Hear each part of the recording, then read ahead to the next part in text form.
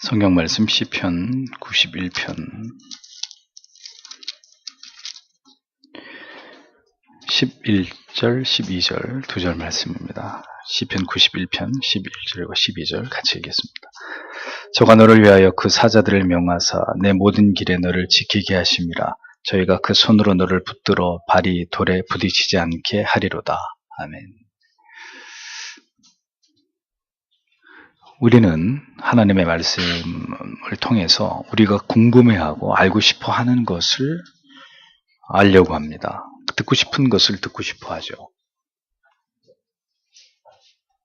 그런데 신앙의 문제는 어디서 발생하느냐? 우리가 잘 알고 있고 듣고 싶어 하고 있는 그런 문제에서 발생하는 게 아니라 우리가 잘 모르고 생소하고 알고자 하지 않았던 것에서 문제가 생기는 겁니다.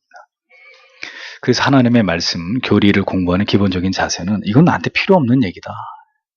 이건 내가 이해하기 어려운 얘기다 하고 이렇게 어떤 말씀이든지 제껴놓으면 안 된다는 거죠.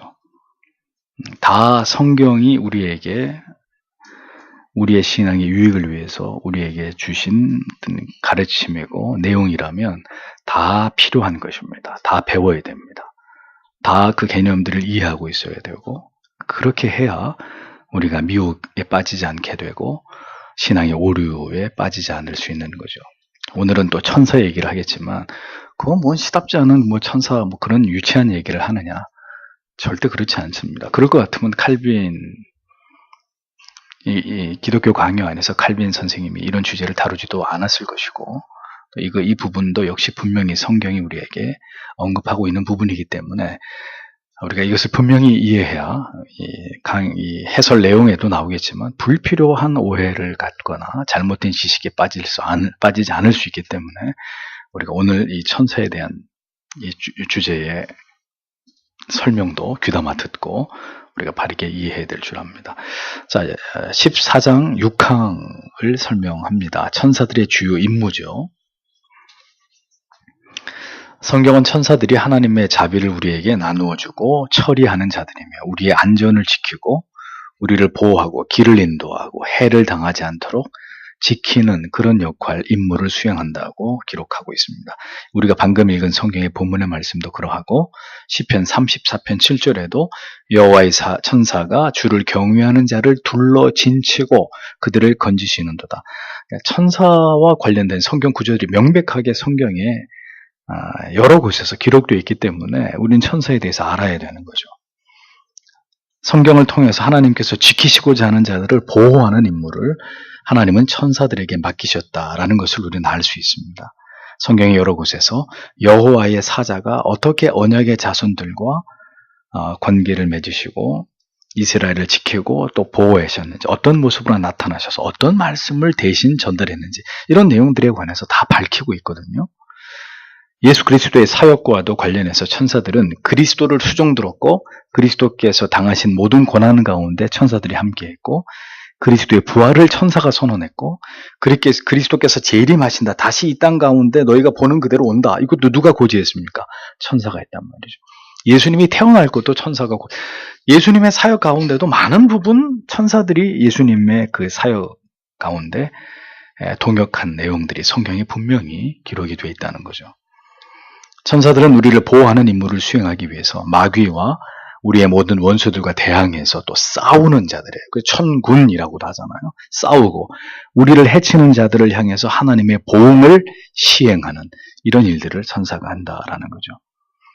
천사의 직무에 관해서 청교도들은 어떤 견해를 가졌느냐 다 소개할 수는 없고요. 대표적으로 윌리엄 에임스는 천사의 사역은 하나님의 영광을 축하하고 특히 영생의 상속자들을 위해 하나님의 명령을 시행하는 것이다.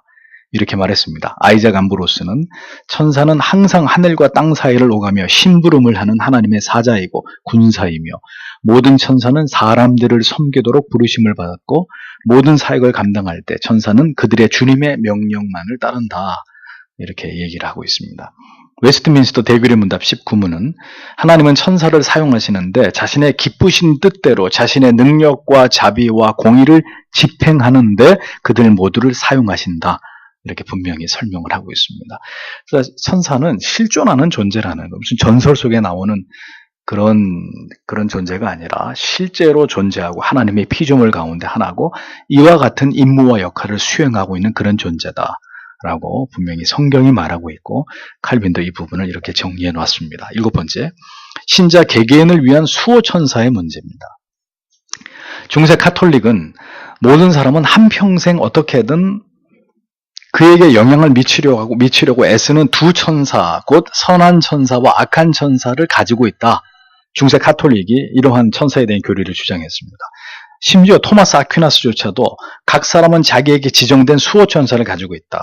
그러니까 과거에 우리 교부들이나 이런 과거의 신앙이 좋았던 사람들의 이야기 중에서도 그들의 성경신학이라는 것들이 발전하지 않았기 때문에 이런 오류들이 나타나요. 전반적으로는 다 건전하고 올바른데도 이런 어떤 이제 약간 미스들이 나타나지만 그렇다고 우리가 그것을 정죄할 필요는 없죠. 아무튼 토마스 아퀴나스도 그런 얘기를 했는데 칼빈은 우리 한 사람 한 사람을 보살피고 있는 우리를 보살피는 한 사람 한 사람을 케어하는 일은 한 천사만의 임무가 아니라 모든 천사들이 함께 모든 하나님의 사람들의 안전을 도모하고 보살핀다. 이렇게 본 거예요. 그러니까 김준범한테는 김준범 수호천사, 조윤숙한테는 조윤숙 수호천사, 이런 식으로 우리 한 사람에게 할당되어 있는 천사가 있는 게 아니라 하늘의 모든 천사가 다 우리를 지키고 보호하는 이런 일들을 하고 있다. 왜냐하면 성경이 그렇게 얘기하고 있기 때문에. 성경에는 수호천사의 개념이 나타나지 않아요. 다만 한 구절이 있는데 그 구절도 그것을 이제 어떻게 해석하냐에 따라서 이제 미묘한 차이를 보이는 거죠. 청교도 크리스토퍼 러브는 수호천사라는 개념은 이교 사상에서 온 것이고 성도들에게 점성술과 성인 숭배를 조장하고 자기 백성들에 대한 하나님의 사랑의 표현을 감소시킨다고 주장했습니다.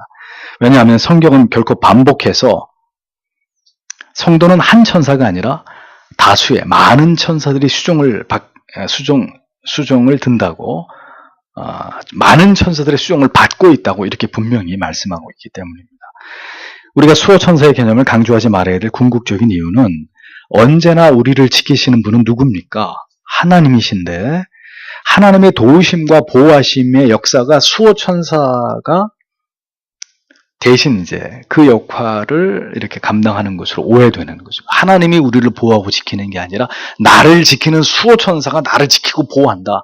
이런 개념으로 이게 이제 둔갑돼 버리는 거죠. 그래서 하나님이 우리를 보호하신다는 이 어떤 우리의 신앙이 약화되고 오해되고 불필요한 혼란이 야기될 수 있기 때문입니다. 그래서 수호천사의 개념은 성경이 얘기하고 있는 천사에 대한 올바른 지식이 아니다는 거죠. 사도행전 12장 15절에 나오는 이제 그의 천사라는 이 단어 때문에 이제 수호천사에 대한 사상이 나오는 거예요. 이 단어의 오해 때문에. 아무튼 하나님을 신앙함에 있어서 결코 이러한 부분에 몰입해야 될 이유가 전혀 없는 것입니다. 그의 천사라는 수호천사를 말하는 게 아니라 그 문제에 있어서 하나님이 그에게 보내신, 그를 돕기 위해 보내신 천사, 이렇게 이해해야 되는데 그 사람의 천사, 이 본문, 이 구절을 그렇게 오해하게 되면 여기서 이제 수호천사의 개념이 등장하게 되는 거죠. 8번째, 천사들의 체제와 숫자와 형체에 대한 부분입니다.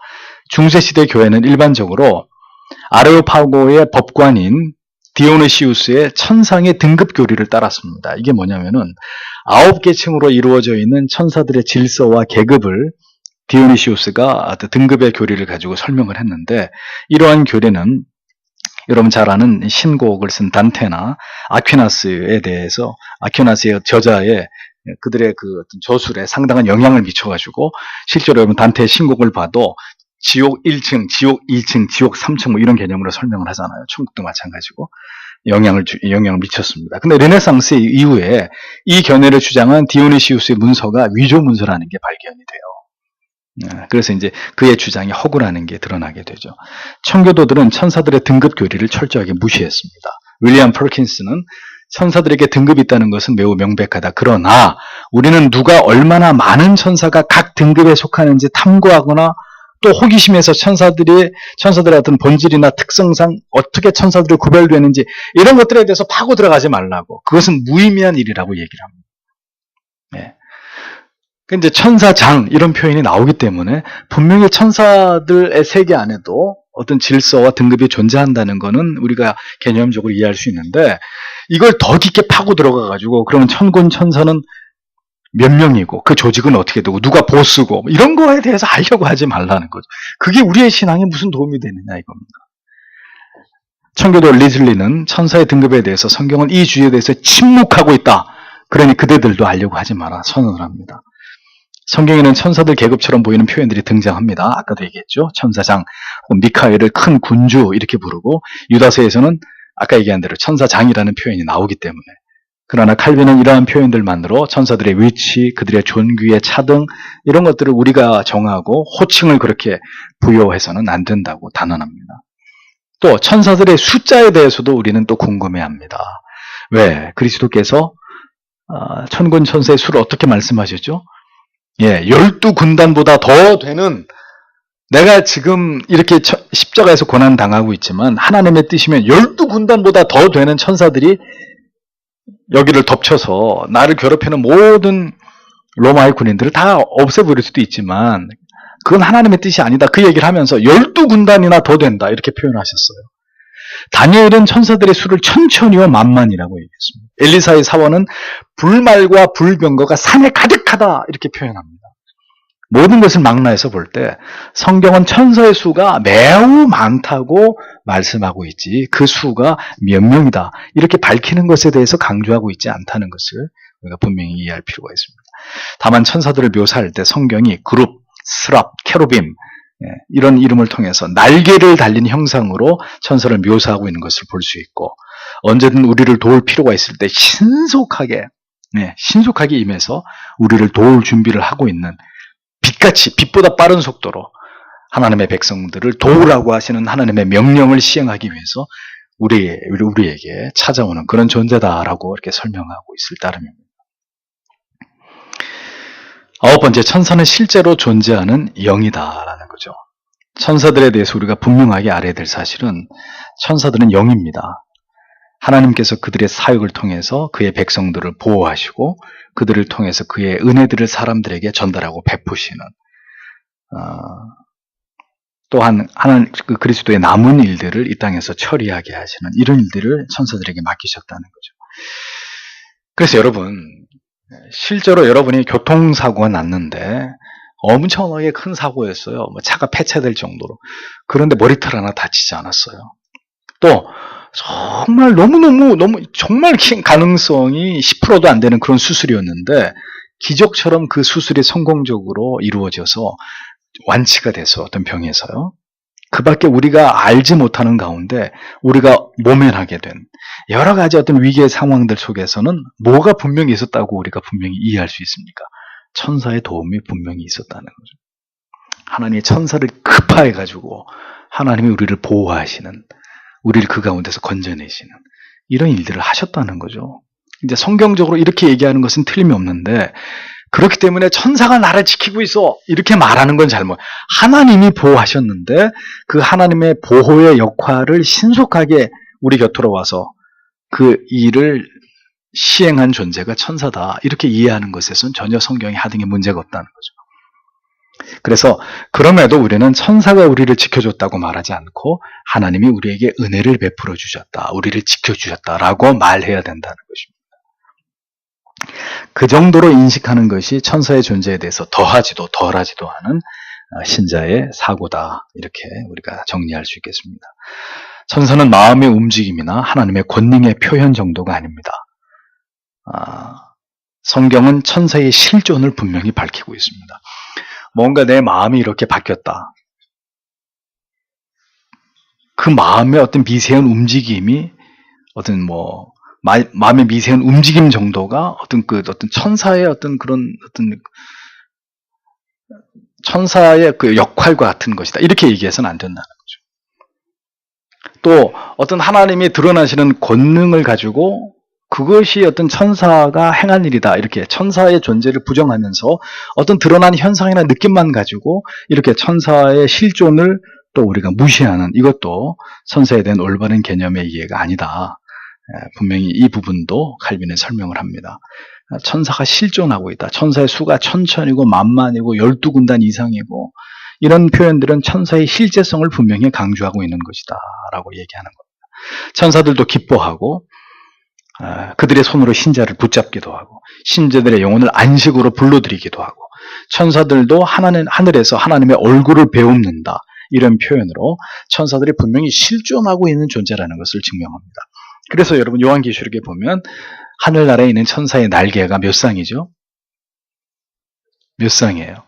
몇 쌍이냐고 물었습니다. 3쌍. 예. 그래서 하나로는 얼굴을 가리고 하나로는 날고 하나는 다리를 가리면서 뭘 해요? 거룩하다, 거룩하다, 거룩하다. 하나님의 보좌의 양편에 늘어서서 하나님을 예배하고 있다. 천사가 하늘에서 하고 있는 역할 중에 하나 이렇게 묘사하고 있잖아요. 스데반과 바울은 천사들이 율법을 전해주었음을 분명히 밝혔고 예수님께서는 택한 자들이 부활한 이후에 천사와 같아질 것이다. 이렇게 분명히 말씀하셨습니다. 심판날은 천사들도 모르고 그날에는 주님께서 천사들과 함께 오신다. 이런 모든 표현들이 천사의 실제성을 다 증명하고 있는 내용들입니다. 그 밖에도 성경에는 히브리서를 비롯해서 여러 곳에서 분명하게 천사가 실존하는 존재라는 것을 증명하는 여러 사건들과 구절들이 기록되어 있는 것을 칼빈은 쭉 열거하고 있습니다. 이로써 그들은 분명하게 존재하는 영이다 라는 것을 성경이 분명히 드러내고 있다는 거죠. 10번째로 신적 존귀는 천사들에게 합당하지 않다 이렇게 못을 박습니다. 천사들에 대해서 우리가 경계해야 될 점은 천사의 존재에 대해서 아까도 언급했습니다만 필요 이상으로 그 존재를 존귀하게 여겨서는 안 된다는 거죠.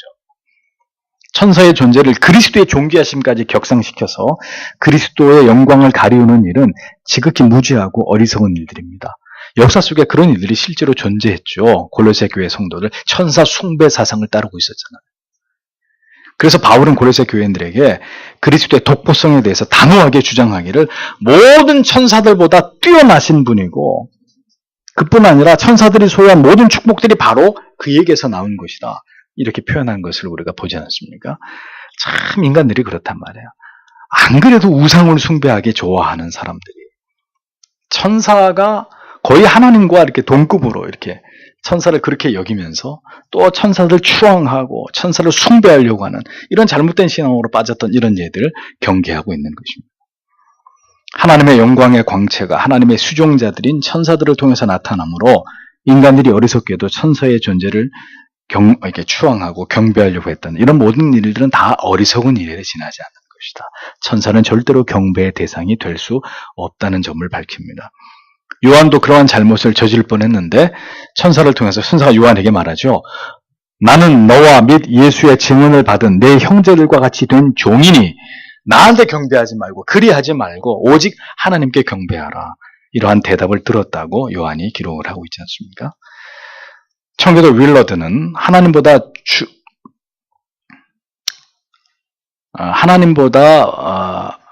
하나님보다 중요하지 않은 하나님에 미치지 못하는 천사의 속성에 대해서 5가지로 얘기를 했어요. 천사는 피조물이지만 하나님은 창조주이시다. 하나님은 존재하고 존재하셨고 존재하실 것이다. 하나님은 순수한 행위이시지만 천사는 존재하거나 존재하지 않을 따라서 변할 수 있는 잠재성을 가지고 있는 존재에 지나지 않다. 천사는 본질상 어느 순간에 어느 장소로 제한된다. 천사는 창조주의 지배 아래에 있다. 영으로서 천사는 본질과 행위가 하나님과 차이가 있다. 우리가 하나님은 사랑하시는 분이시고 하나님은 사랑이라고 말할 수 있는 하나님의 그 단순성을 천사는 가지고 있지 못하다. 이렇게 분명히 하나님과 천사는 절대로 같은 동급일 수 없다는 사실을 분명히 설명을 하고 있습니다.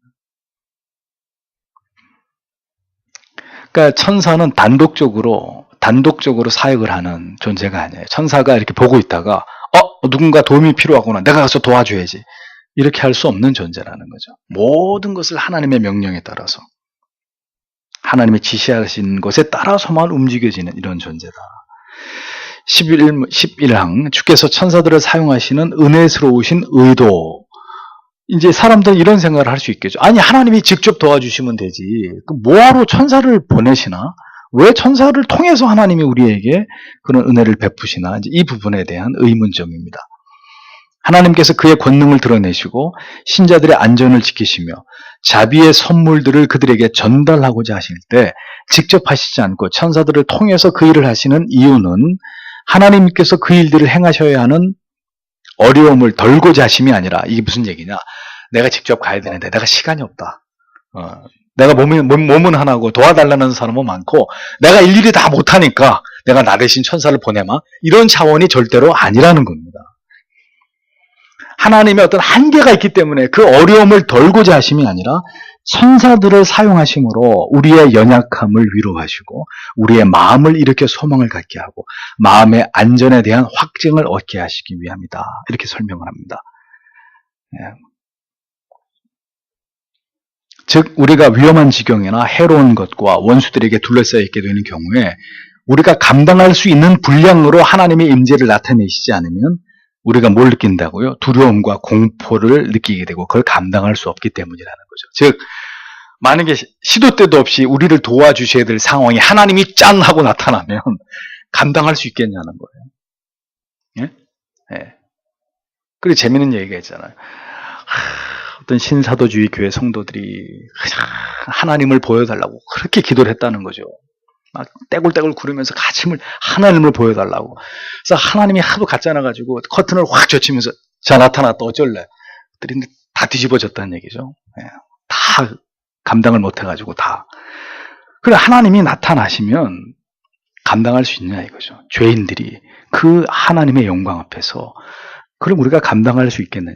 그러니 하나님이 직접 나타나시지 않고 하나님의 선한 의도를 통해서 우리가 감당할 수 있는 분량으로 우리 가운데 임재하시기 위해서 하나님은 천사들을 사용하시는 것이다. 이렇게 칼빈이 설명을 합니다. 그렇기 때문에 하나님께서는 우리를 배려하시는 차원에서 천사들을 통해서 우리를 보호하고 지키시고 모든 해악이 우리를 상하지 못하도록 하나님이 그렇게 역사하신다. 이렇게 얘기를 합니다. 아람 군대에 포위된 엘리사의 곁을 지키던 사환은 두려움과 공포에 질려 있었습니다. 그러나 엘리사가 그를 위해서 하나님께 기도하자 하나님이 어떻게 했습니까? 그 사환의 눈을 열어줬죠. 눈을 열어주니까 사환의 눈에 뭐가 보였어요? 천군과 천사들, 불말과 불병거가 온 산에 가득한 것을 보게 됩니다. 그러니까 이 사환이 위로를 받는 거예요. 만약에 하나님이 나타났으면 까무러쳤겠죠. 하나님께서는 오늘도 때로 우리의 마음속에 하나님이 함께 하시고 나를 지키시고 보호하는 그런 존재들로부터 내가 안전하게 지킴을 받고 있다는 확신을 갖게 하심으로 우리에게 용기를 주시고 우리의 마음을 평안케 하신다는 것을 여러분들은 깨달으셔야 되고 그것을 경험하셔야 되는 거죠. 제가 고등학교 다닐 때 야간 자율학습을 하고 그날따라 스쿨버스를 놓치고 학교가 굉장히 외진데 있었어요. 집을 이제 가려고 하는데 친구 한 명하고 이제 길 건너편에 한 20-30명 되는 쉽게 말하면 이제 깡패들이죠. 우리 주위에 아무도 없었어요. 우리가 제일 늦게 나왔으니까. 그리고 길 건너편엔 그런 떼거지들이 딱 하필이면 그때 내려가가지고 마주쳤어요. 그들은 길 건너 있고 우리는 여기 둘이 이렇게 이제 서 있어 정류장에 서 있었는데 아닌 게 아니라 딱 눈에 띄인 거죠. 가만두겠어요. 뭐라도 뜯고 아니면 두드려 펴려고 하겠죠. 저쪽에 이제 있는 그 학생들이 아니죠. 그 친구들이 이제 오라는 거예요. 야, 이리 와봐. 야, 꼬맹이, 너희들 둘이 이리 와. 이제 죽었구나, 이제. 네. 그 순간에 기도를 했어요. 뭐 할 수 있는 건 기도밖에 없고, 하나님 저를 지켜달라고, 이 친구하고 저를 지켜달라고. 그리고 이제 오라니까 가려고 딱 그러는데 버스가 탁 와가지고 우리 앞을 가로막는 거예요. 어떻게 했겠어요? 뭐 할렐루야 그러고 탔죠. 뭐 타고 쳐다보면서 안녕 그러고 버스는 간 거예요. 네. 그럼 그 자리에서 하나님이 그렇게 우리에게 응답을 하시고 도와주시지. 그럼 하나님이 나타나가지고 이리 오너라 내가 지켜줄게. 그렇게 하시지 않는다는 거죠. 그런데 중요한 건 그 순간에 하나님이 나를 도와주셨다라고 우리는 분명히 믿게 되는 거죠. 하나님이 함께 하셨구나. 그 타이밍에 하나님이 그렇게 나를 지켜주셨구나. 이렇게 우리의 마음 심적으로 그런 어떤 위로를 받고 어떤 감사하게 되고 감격하게 되는 거라는 겁니다. 여러분들에게 그런 은혜를 체험할 수 있는 기회가 있게 되길 바랍니다. 12항에 천사들은 하나님의 도구에 불과함. 천사들에 관해서 우리가 올바른 지식을 가져야 될 이유는 하나님께서 이렇게 우리를 위해 도울 존재들을 우리에게 보내시고 그들을 통해서 우리를 지키신다는 것을 알 때 우리가 어떤 상황에서든 담대함을 얻을 수 있고 두려움을 이길 수 있기 때문이라는 거예요. 다만 기억해야 될 것은 하나님께서는 언제나 우리를 지키고 도우시고 보호하고 계십니다. 이것을 우리로 하여금 깨닫고 위로를 얻게 하시기 위해서 천사와 관련된 지식과 깨달음을 우리에게 주신 것인데, 우리가 하나님이 아닌 도리어 천사를도 의지함으로 하나님하고 멀어지게 된다면 이것은 합당한 일이 아니라는 거죠. 천사는 그저 하나님이 우리에게 베푸시는 은혜를 전달하는 수단, 도구, 통로에 지나지 않다. 이렇게만 이해해야 된다는 겁니다. 천사는 하나님의 지도와 명령에 따라서 그것을 수행하는 하나님의 도구로서의 존재에 불과하다는 생각에서 더 지나치게 될 때 천사를 의존하게 되고, 천사의 존재에 우리가 무언가를 빌기 시작하는 이 단계까지 가버리면 우리의 믿음을 실족하게 되는 이런 결과를 초래할 수 있다는 이런 부분에 대해서 칼빈은 경고를 합니다. 천사의 모든 활동은 오직 그리스도의 간구와 명령을 통해서만 우리에게 이루어지는 것을 우리가 잊지 말아야 됩니다. 하나님께서 천사들을 그의 권능과 선하심의 도구로 삼으시는 것은 그의 영광을 천사들과 나누기 위함이 아니라, 이와 마찬가지로 그가 천사들의 사역을 통해서 우리를 도우시겠다고 약속하시는 것 역시 우리가 천사와 하나님을 동등하게 신뢰하게 하기 위함이 절대로 아니다라는 것을 분명하게 여러분 이해하셔야 됩니다. 천사를 통해서 모든 하나님의 도우심이 우리에게 임하지만 우리가 그 천사를 경배한다거나 천사를 하나님과 동일하게 여기시기를 바라시지는 않는다. 그것은 오해다. 그것은 잘못된 신앙이다. 그런 오류에 빠져서는 안 된다. 이 부분을 분명히 강조하고 있는 거죠. 천사를 통해서 하나님께로 가까이 나갈 수 있습니까? 천사는 중보자가 아니에요. 이제 이런 오해를 하지 말라는 거죠. 하나님을 가까이 하기 위해서 천사를 경배하면 하나님과 가까워집니까? 이런 신앙의 오류에 빠져서는 안 된다는 거죠. 다 성경이 얘기하는 믿음이 아니라는 겁니다. 언제나 성경이 가라고 하는 데까지 가고 성경이 서라고 하는 데서 서는 이런 신앙이 건강한 신앙이고 올바른 진리에 더 집중할 수 있는 지혜로운 신앙의 모습입니다. 천사의 문제는 성경 전체에서 지극히 지엽적인 주제일 뿐이에요. 중요한 주제가 아니에요. 이거 모른다 그래서 지옥 가는 거 아니에요. 성경이 그렇게 그 주제를 작은 부분으로 다루고 있다는 것은 그만한 이유가 있기 때문이라는 것을 우리가 올바로 이해하고 넘어가야 합니다. 그러나 아까도 말씀드렸다시피 이 작은 것을 마귀가 곡해버리고 우리로 하여금 잘못된 신앙에 빠뜨리게 하려고 우리를 걸어버리면 천사를 숭배하게 되는 이런 문제가 발생하겠죠. 그래서 알고 넘어가셔야 된다는 거죠. 그러나 그럼에도 불구하고 궁금한 모든 것을 다 알려고 하지 마시고 성경이 침묵하고 있는 것에 대해서는 우리도 침묵하고 우리가 임의대로 상상의 나라를 펼쳐가지고 이럴 것이다 저럴 것이다 이렇게 하는 모든 것은 하나님이 기뻐하시는 뜻이 아니다라는 것을 분명하게 우리가 이해할 필요가 있습니다. 다음 주에는 악마에 대해서 또 칼빈의 설명을 들어보도록 하겠습니다. 기도하겠습니다.